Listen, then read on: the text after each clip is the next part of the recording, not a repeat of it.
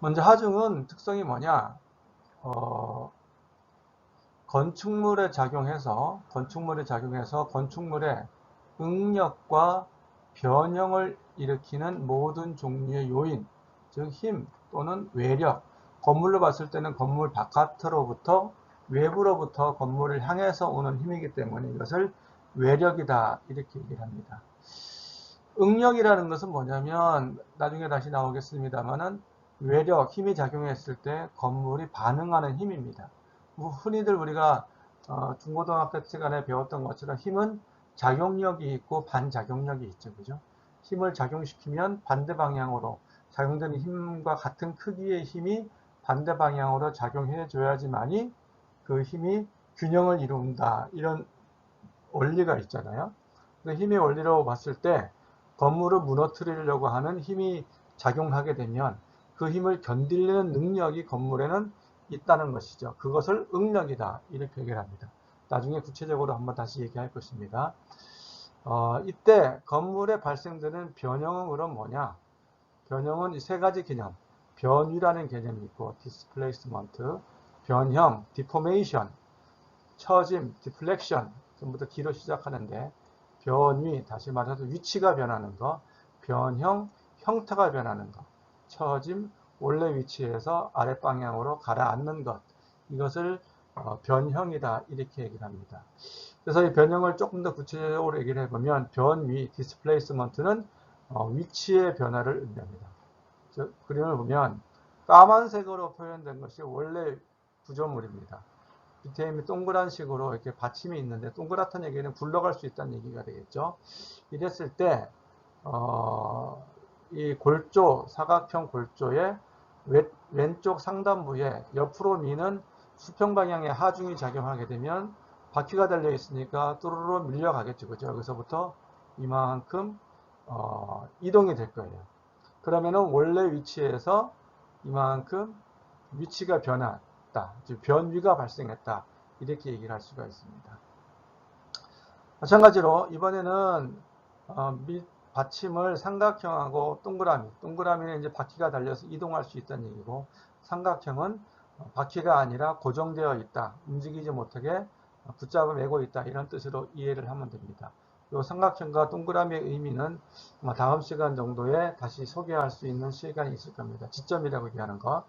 똑같이 검은색 원래 위치, 원래 형태에 대해서 하중이 왼쪽에서 작용하게 되면 삼각형 이 지점에서는 붙잡고 이동하지 못하도록 붙잡고 있기 때문에 이 구조물은 이런 식으로 평행사변형 형태로 이렇게 미끄러지면서 이동할 수가 있다는 거죠. 그래서 하부는 가만히 있지만 상부는 이렇게 위치가 변하는 디스플레이스먼트, 변위가 발생하게 된다는 겁니다. 이런 것을 하중으로 인해서 발생되는 위치의 변화이기 때문에 변위다 이렇게 얘기를 합니다. 그 다음에 이게 오타가 발생했네요. 변형입니다. 변형 고쳐야겠습니다. 변형은 형태의 변화를 말합니다. 이 변형입니다. 미안합니다. 변형, 형태의 변화가 있는데 형태의 변화는 뭐냐면 이렇게 보가 있어요. 이렇게 받치고 있는 지점 위에 보가 있고 이 보의 중앙부에 하중이 작용했다. 누르는 거죠. 그러면 어떻게 되느냐? 이런 식으로 휘어지게 되겠죠. 휘어지게 됩니다. 아래로 가라앉으면서 휘어지죠. 형태가 똑바른 직선 형태에서 구부러진 형태로 형태가 바뀌게 되는 거죠. 이런 것들을 변형이다 이렇게 얘기합니다. 이게 수직으로 서 있는 직사각형 이 구조물도 상부를 이렇게 밀게 되면 이렇게 휘어지는, 그죠? 이렇게 휘어지잖아요, 그죠? 휘어지는 형태로 변화가 일어나게 되는데 이렇게 형태가 변하는 것을 변형이다 이렇게 얘기를 할 수가 있습니다. 이게 변위가 아니라 변형입니다. 오타가 났어요. 미안합니다. 그 다음에 처짐, 위치의 변화. 변위랑 위치의 변화니까 비슷한 개념이라고 볼 수 있습니다만은 특별히 위에서 아래로 가라앉는 것을 처짐이다, 디플렉션이다 이렇게 구분해서 얘기를 하기도 합니다. 그래서 이렇게 원래 직선 형태로 있던 보가 가운데 하중을 받아서 눌렀을 때에 이렇게 휘어지면서 아래로 가라앉죠. 그죠? 이랬을 때 발생되는 이만큼의 빨간 화살표만큼의 크기를 처짐이다 이렇게 얘기를 합니다. 한편으로는 이렇게 수직된 압축 부재가 있을 때 위에서 누르는 힘이 이렇게 작용하게 되면 이 누르는 힘 때문에 원래 위치에서 아랫방향으로 줄어들게 되겠죠. 그죠? 높이가 줄어들게 돼요. 이 줄어드는 이 양만큼을 처짐이다 이렇게 얘기할 수도 있습니다. 이렇게 하중은 건축물에 작용해서 건축물의 변형을 일으킨다. 이런 요인을 하중이라고 한다. 이렇게 이해를 하면 되겠습니다. 그러면 하중은 어떤 것이 있느냐? 크게 두 가지 하중, 연직 하중, 수직 하중, 혹은 이게 그 중력 하중, 중력 하중이다 이렇게 얘기하기도 합니다. 즉 중력 방향으로, 수직 방향으로, Y축의 방향으로 작용되는 하중이기 때문에 수직 방향이라고 그러고 영어로 버티컬 로드라고 하고 이게 V를 따와서 V라고 이렇게 표현을 하기도 합니다. 근데 연직 하중은 어떤 것이 있느냐? 우선 고정 하중이라는 것이 있어요. 영어로 데드로드다 이렇게 합니다. 데드로드. 데드, 죽었다는 뜻이죠. 그죠? 죽은 하중, 고정됐다, 움직이지 못한다. 이런 하중이라고 볼 수 있죠. 얘기를 해보면 건물 자체의 무게 또는 건물에 부착 고정되어 있는 각종 시설과 설비의 중량으로 인한 하중. 건물 자체의 무게니까 건물을 구성하는 구조체, 기둥이나 보나 슬래브나 지붕이라든가 기초라든가 이런 뼈대를 이루는 것, 벽체, 이런 무게 외에 벽에 붙어 있는 여러 가지 시설물이 있을 수 있죠. 마감이 되기도 하고, 그 다음에 천정의 실링에 대해서 텍스가 붙어 있고, 단열재가 들어가기도 하고, 그죠? 석고보드가 붙어 있기도 하고, 또 바닥을 보게 되면은, 뭐 주택인 경우에 온돌 바닥 난방을 해야 되니까, 온수 파이프가 설치되기도 하고, 쿵자갈이 깔리기도 하고, 방통 모르타르가 이렇게 쳐서 미장이 되어 있기도 하고, 그런 것들은 뼈대 외에 추가로 이렇게 부착되어 있는, 그리고 건물의 수명이 다할 때까지 거의 고정되어 있는 그러한 부착물이라고 볼 수가 있습니다. 그래서 그런 것들을 포함해서 이런 것들을 고정하중, 움직이지 못하는 하중, 건물이 한번 만들어지면 건물이 폐기될 때까지 거의 변하지 않고 유지되는 그런 하중을 고정하중이다 이렇게 얘기합니다. 그러면 이 고정하중은 그 크기가 어떻게 결정이 되느냐? 어떤 재료를 사용하느냐에 따라서 하중의 크기가 달라집니다. 사용하는 재료가 뭐냐에 따라서, 왜냐하면 사용하는 재료에 따라서 단위 중량이 다 다르기 때문이죠. 우리가 흔히 말하는 비중이라 그러죠. 물의 비중을 1이라 그러잖아요. 그죠? 가로 1m, 세로 1m, 높이 1m, 1 입방미터의 부피가 얼마만큼의 중량을 가지느냐, 이것을 계산했더니 그것을 비중이다, 다시 말해서 단위 중량이다 이렇게 얘기를 하잖아요.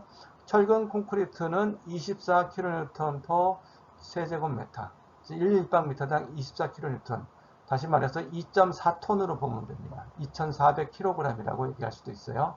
강제, 철골 HB 같은 이런 강제는 78.5kN/세제곱미터, 1입방미터당 78.5kN, 톤으로 얘기하면 7.85톤 정도 된다고 보면 됩니다.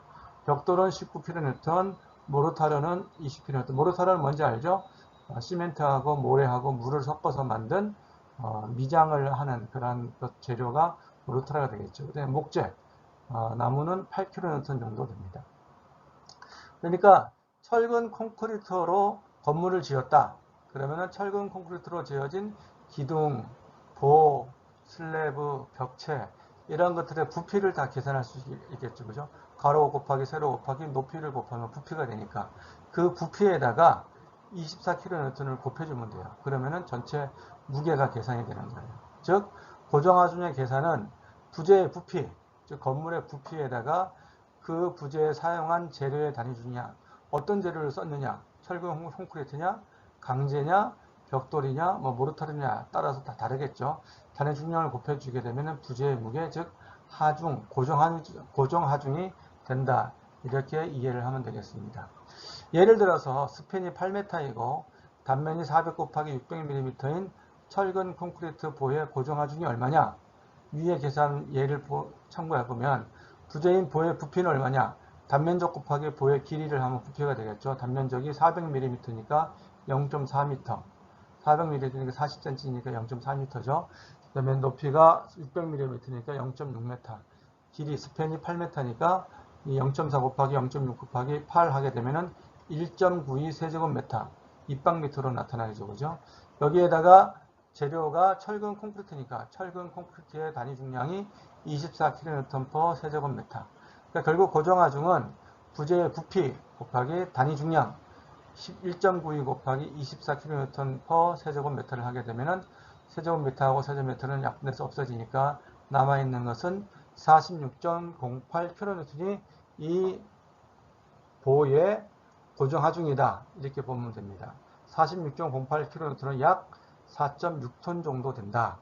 이렇게 보면 됩니다. 톤 뒤에 F가 붙어 있는 것은 이제 중력 가속도를 곱하기 때문에 톤 폴스라고 해서 하중은 이렇게 표현하기도 합니다. 그러나 지금 사용되는 하중의 단위는 kN이니까 46.8kN이 고정 하중이 된다. 이런 식으로 계산할 수가 있습니다. 그 다음 하중은 연직 하중 중에 어떤 하중이 있냐면 활하중이 있습니다. 이 활하중은 영어로 하면은 라이브로드, 라이브니까 움직인다, 살아있다, 뭐 이런 뜻이 되겠죠. 이동이 가능하다, 이렇게 볼 수가 있습니다. 이동이 가능해서 건물을 사용하는 사람과 적재되는 물품 등의 중량으로 인한 하중을 활하중이다, 이렇게 얘기합니다. 적재하중이다, 이렇게 얘기하기도 하는데, 어떤 책이라든가 뭐 자료들을 보면 적재하중 이렇게 얘기하기도 합니다. 적재하다, 쌓아 놓는다 이런 뜻이잖아요. 그죠? 근데 이제 정식 용어는 활하중이다 이렇게 기억을 할 수 있으면 되겠습니다. 사용하는 사람은 움직임이 가능하고 적재되는 물품도 이동이 가능한 물품들이 있잖아요. 우리 학교의 강의실의 경우를 예를 들어 보면 강의실에는 책상이 있고 의자가 있고 뭐 전자강의대가 있잖아요. 이런 것들은 이동이 가능하죠. 필요에 따라서 뭐 밖으로 나갔다가 다시 들어오기도 하고 또 강의 시간에는 학생과 교수가 여러 명이 들어와서 수업을 하고 수업이 끝나면 다시 빠져나가고 하니까 사람이 없어지기도 하고 이런 식으로 사람이 있기도 하고 없어지기도 하기 때문에 이동이 가능하다. 그렇지만은 사람의 무게가 있고 물품들의 무게도 있기 때문에 이것을 하중으로 우리가 고려를 해야 된다. 그래서 정해진 하중이 활하중이라는 것입니다. 이 활하중은 건축물의 용도에 따라서 크기가 달라지게 됩니다. 건축물의 용도니까 뭐 주거용이냐 아니면 전시용이냐 창고냐 주차장이냐 백화점이냐 혹은 뭐 공장이냐 체육관이냐 이런 용도에 따라서 하중의 크기가 달라지겠죠. 아무래도 주거용 건물은 가구라든가 사람의 그 숫자가 많지 않기 때문에 주거용 건물에 비해서 예를 들어서 백화점 하게 되면은 물건들도 많이 쌓여 있을 것이고 전시 그 가구들도 많이 쌓여 있을 것이고 그 다음에 많은 사람들이 와서 쇼핑을 하기 때문에 많은 사람들이 모이겠죠. 관람시설, 체육관이라든가 극장 이런 데는 사람이 많이 모여서 관람을 하기 때문에 그 크기가 주택과는 다르겠죠. 이런 식으로 건물의 용도에 따라서 다 달라지는 하중의 크기를 가지기 때문에 이것을 법에서 정해놨습니다. 즉 국토교통부에서 건축구조기준 설계하중이라고 해가지고 정해진 값이 있는데 이런 것처럼 주택, 병원, 숙박시설, 사무실, 학교, 판매장, 집회 및 유흥장, 체육시설, 도서관 등등 해가지고 총 18개의 구분되는 큰 카테고리 속에서 용도별로 주택 내에서도 거실이냐 공용실이냐 뭐 숙박시설도 객실이냐 공용실이냐 학교도 교실이냐 뭐 실험실이냐에 따라서 크기가 달라지죠. 뭐 예를 들어서 도서관이다. 도서관의 열람실, 일반 열람실은 활하중이 3kN, kN/제곱미터입니다. 1바닥 면적 1제곱미터. 바닥 단위 면적당 얼마만큼의 하중, kN로 나타나는데 도서관의 열람실은 3kN, 서고, 책장이 있고 책이 있죠. 그냥 7.5입니다. 굉장히 크죠. 7.5km로 나타날 수가 있습니다. 주차장 같은 경우도 보게 되면은 옥내 주차장하고 옥외 주차장이 좀 달라요. 옥내 주차장은 주로 승용차들이 많이 들어가니까 3km이지만 옥외 주차장은 아무래도 트럭이 들어갈 수도 있죠. 그래서 뭐 5kN 하중이 좀 크게 이렇게 작용되는 것을 볼 수가 있습니다. 이런 식으로 건물의 어떤 용도에 따라서 하중의 크기가 다 달라지기 때문에 어떤 건물을 설계하느냐에 따라서 각 실을 또 무슨 실을 배치하느냐에 따라서 하중이 다 다르게 적용될 수 있다. 이렇게 적용되는 것을 우리가 활하중이라 이렇게 얘기를 할 수가 있습니다. 연직하중에는 고정하중하고 활하중 이 두 가지가 있음을 기억하기 바라겠습니다. 그다음 연직하중에는 적설하중이 있습니다. 눈이죠. 스노우로드. 그래서 눈이 와서 하중으로 적용될 수 있는데 눈이 와서 녹지 않고 쌓이는 경우도 있잖아요. 그죠?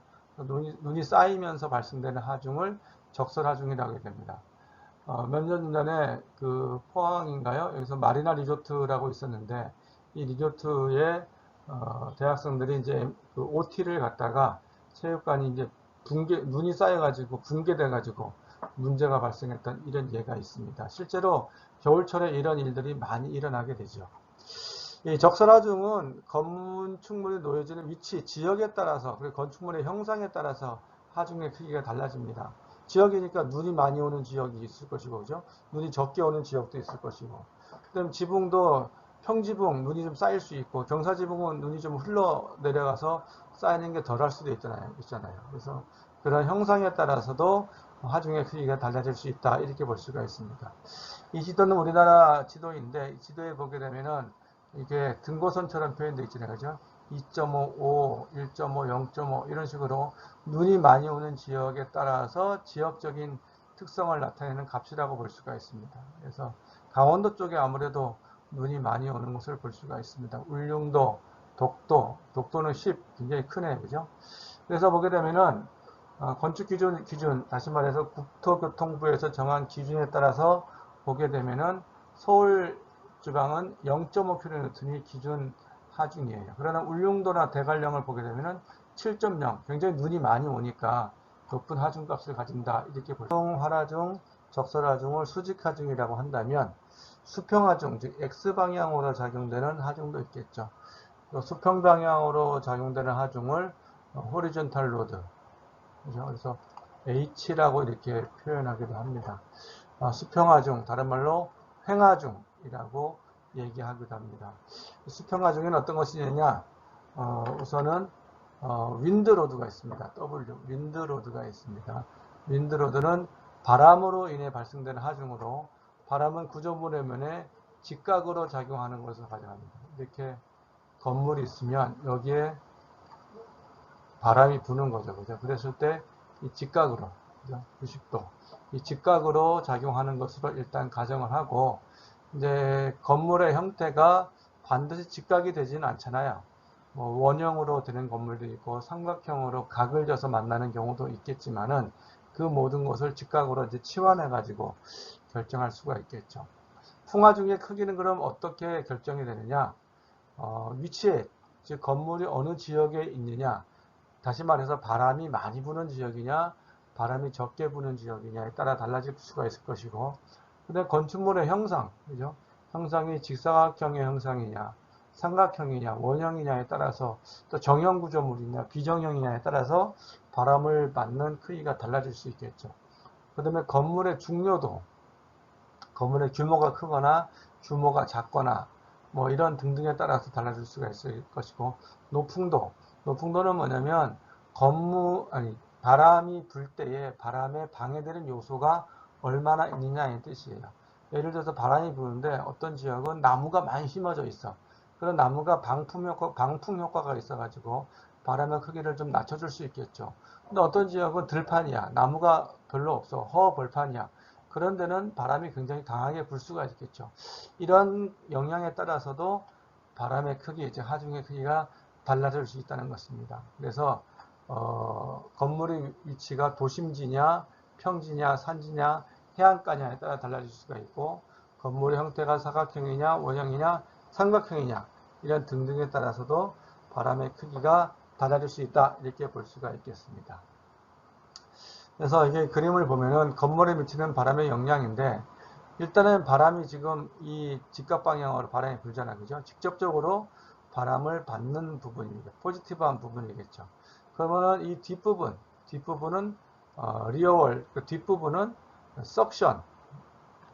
이 석션이라고 돼. 석션이라는 게 흡입하다, 빨아들이다 이런 뜻이잖아요. 그죠? 그래서 이쪽은 전면부는 바람을 직접 받았을 때 압축력을 받게 되겠지만은, 반대편은 바람이 이제 삥 돌아서 이렇게 나가기 때문에 나가면서 뒷면의 벽면을 잡아당기는 장력이 발생해야 됩니다. 잡아당기기 때문에 평평한 것을 잡아당기는 석션 효과가 있다, 이렇게 보는 거죠. 그 다음에 이제 윗부분, 지붕 같은 부분은 이제 지붕을 위쪽으로 들어 올리려고 하는 업리프트 효과가 있을 수가 있겠죠. 그래서 장력이 생겨가지고 표면을 들어 올리려고 하는 그런 효과가 있을 것이고, 측면도 마찬가지로 바람이 이게 옆으로 지나가면서 이 측면을 빨아들이는 석션 효과가 있을 수가 있습니다. 그래서 이러한 효과, 압축력을 받는 효과가 있을 수가 있고, 석션을 받는 뒷면과 측면, 그 다음에 윗면은 위로 들어 올려지는 업리프트 되는 이런 효과를 일으킬 수 있다고 볼 수가 있습니다. 그래서 바람이 밑에 그림에 보는 것처럼 이렇게 작용하게 되면 바람이 직접적으로 맞기도 하겠지만, 바람이 맞아서 밑으로 빠져나가는 바람도 있고 위로 올라가는 바람도 있고 지붕을 타고 넘어가는 바람도 있을 수가 있겠죠. 그렇게 되면은 바람을 직접 받는 부분은 이분이죠. 이 부분은 직접 보는 것처럼 이렇게 뒤로 밀릴 수가 있을 것이고, 그죠? 뒷부분은 반대로 이렇게 부풀어 올라서 석션돼서 잡아당겨지는 이런 효과가 있을 수가 있을 거예요. 그리고 이 부분은, 지붕 부분은 지붕이 위로 들려 올릴 수도 있겠지만은, 직접 바람을 먼저 맞는 부분은 아랫방향으로 가라앉을 수도 있는, 그래서 위아래로 이렇게 들쑥날쑥할 수 있는 이런 효과가 있을 수가 있고, 이 반대편 지붕은 들어 올려질 수 있겠죠. 그렇죠? 바람이 이제 석션처럼 잡아당기면서 빠져나가니까 그런 석션 효과가 있을 수 있습니다. 그래서 여기 밑에 있는 것처럼 경사진 지붕이 바람을 맞았을 때 흔들리기도 하고, 지붕이 들리기도 하고, 좌우로 흔들리기도 하고, 그죠? 미끄러질 수도 있겠죠. 그 다음에 아예 바람이 세게 되면은 이 집 자체가 삥 전도될 수 있는, 무너질 수 있는, 넘어갈 수 있는 이러한 상태가 될 수도 있겠습니다. 그래서 이러한 영향들이 바람으로 인해서 일어날 수 있다, 이렇게 볼 수가 있고, 그래서 우리 법에서는 이 지역에 따라서 달라지고 건물의 중요도나 이런 것에 따라 달라진다는 이 바람의 크기를 고려해 가지고 특별히 지역에 따라서 바람의 크기를 정해 놨어요. 그거를 지역별 기본 풍속 VS라고 얘기하는데, 1초당 몇 메타의 속도로, 초속이라고 그러죠. 1초당 몇 메타의 속도로 바람이 부냐 하는 것을 기본 풍속은 뭐냐면, 이 높이에 따라서 바람의 세기가 다 달라지니까 어떤 높이를 임으로 정할 수는 없고, 그래서 보통 지면에서 10m 정도 되는 높이, 이 지면에서 위로 한 10m 정도 되는 이 높이에서, 여기에서 바람을 한 10분 정도 부는 바람의 크기를 평균적으로 측정을 해봐요.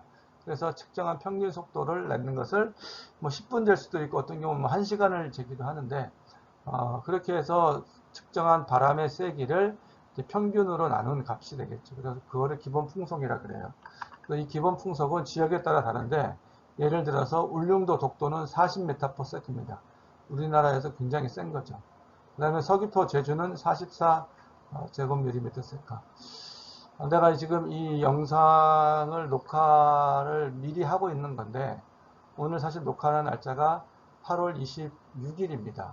8월 26일이다 보니까 지금 뉴스에서는 한참 매스컴에서 태풍 바비가 지금 제주도를 지나고 있다라고 이렇게 보도가 되면서 순간 풍속 뭐 40m 이상 되는 이러한 속도로 지금 역대급 태풍이 지금 오고 있다라고 지금 계속 방송을 하고 있습니다. 그런 정도의 바람의 크기를, 제주도는 항상 태풍의 영향을 많이 받기 때문에 이렇게 센 바람이 불고 있다라고 볼 수가 있어요. 서울 같은 경우는 어떻게 되냐면 우리 서울 여기 있죠. 서울 그다음에 우리 학교가 있는 여기 어디 있죠? 안산 이런 데를 보게 되면은 서울은 26m/s, 안산은 28m/s. 안산도 뭐 적은 바람은 아니지만은 다른 지역에 비해서는 조금 뭐 그렇게 높은 값은 아니죠. 그래서 안산 지역은 28m/s 정도 바람, 서울은 26m 정도의 바람이 불고 있다라고 볼 수가 있습니다. 그래서 이 바람은 우리가 측정할 수도 있겠지만은 건물을 지으면서 이런 바람의 영향을 건물이 어떻게 받는지, 어떤 지역에 놓였을 때 이 바람을 실제로 작용했을 때 건물이 어떻게 변화될지에 대해서 오른쪽의 사진처럼 이 풍동 실험을 해가지고 미리 시뮬레이션을 일반적으로 해보게 되고 법적으로도 이렇게 권하고 있습니다. 그래서 특히 이제 고층 건물일수록 규모가 큰 건물일수록 높이에 따라서 바람의 영향을 많이 받기 때문에 이렇게 아까 여기 노풍도 얘기했는데 노풍도 이렇게 바람의 영향을 제어할 수 있는 블럭들을 설치한 다음에 저 뒤에서부터 여기 지역별 풍속만큼의 시뮬레이션 된 바람을 불어서 이렇게 센 바람은 안 불도 아니죠, 그죠? 왜냐면 실제 건물이 아니니까 모형 건물이니까 바람의 크기도 모형의 크기에 맞춰가지고 이제 축소를 하겠죠, 그죠? 그래서 축소된 그런 바람의 크기를 불어가지고 이 바람으로 인해서 이 건물이 어떻게 영향을 여기서 말했던 압축력, 석션, 업리프트 되는 이러한 풍압에 의한 효과, 그다음에 바람 때문에 주변의 다른 건물들이 어떠한 영향을 받게 되는지, 공기의 흐름은 여기서 공기의 흐름은 이 사이사이 어떻게 지나가는지, 도시에는 어떤 영향을 미치는지 이러한 것들을 사전에 미리 평가해 볼 수가 있습니다. 그것을 풍동 실험이다 이렇게 얘기를 합니다. 그래서 법적으로 이 풍동 실험을 통해 가지고 안전성을 확보한 다음에 건물을 설계하도록 이렇게 요구를 하고 있다. 뭐 어쨌든 풍화중은 바람으로 인해서 발생되는 횡화중이다. 최근에는 바람이 지구 온난화로 인해서 그런지 몰라도 바람이 돌풍도 많이 불고 또 굉장히 센 바람도 많이 불기 때문에 여러분이 건물을 설계할 때 특히 풍화중에 대해서 피해를 입지 않도록 면밀하게 설계할 필요가 있다. 이렇게 얘기할 수가 있겠습니다.